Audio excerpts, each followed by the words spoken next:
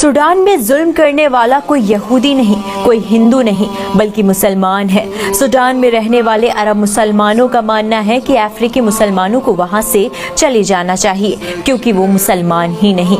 वैसे तो सूडान में 2023 से गृह युद्ध चल रहा है और ये जंग अरब के ही दो सुन्नी गुटों के बीच चल रही है जो पहले दोस्त थे, RSF और SF। इन दोनों ने मिलकर ही 2019 में सूडान की तानाशाह सरकार उमर अल बशीर को हटा दिया था और सूडान के लोगों से वादा किया था कि वोटिंग से सरकार बनेगी, पर अपने किए वादे से पीछे हट गए और अब ये दोनों गुट देश की सत्ता हथियाने के लिए लड़ रहे हैं क्योंकि सूडान में गोल्ड यानी सोने की खदानें हैं। अल जजीरा की रिपोर्ट की माने तो ये जंग अब ताकत की नहीं बल्कि फिरकों की जंग बन गई है। अब रंग देखकर मुसलमानों को मारा जा रहा है और सबसे ज्यादा जुल्म कर रही है RSF, जिसको साथ मिल रहा है UAE का।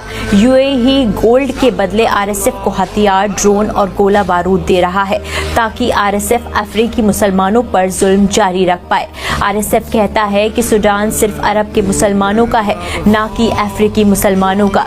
वहीं दूसरी तरफ SF इन अफ्रीकी मुसलमानों का साथ दे रहा है। SF कहता है कि अफ्रीकी मुसलमानों को भी जीने का हक है। RSF गुंडे हैं और इस्लाम का नाम लेकर लूट रहे हैं। RSF जबरन सूडान के उन गाँव में घुसता है जहाँ अफ्रीकी मुसलमानों का बसेरा है। वहाँ RSF गाँव जलाते हैं, सोना, जमीन और मवेशी लूटते हैं, औरतों का मिलकर रेप करते हैं और फिर वीडियो बनाकर कहते हैं कि रेप करना उनका हक है। 10-12 साल की बच्चियों तक को नहीं छोड़ा जा रहा। उनके भाइयों को उनके सामने जिंदा जला दिया गया, गले काट दिए गए और फिर बच्चियों और औरतों को गुलाम बना लेते हैं। छोटे छोटे मासूम लड़कों को या तो उनकी आंखों के सामने काट देते हैं या लड़ने के लिए भेज देते हैं। उनके बुजुर्गों की दाढ़ी खींचते हैं और कहते हैं कि खुद को जिंदा दफन कर लो।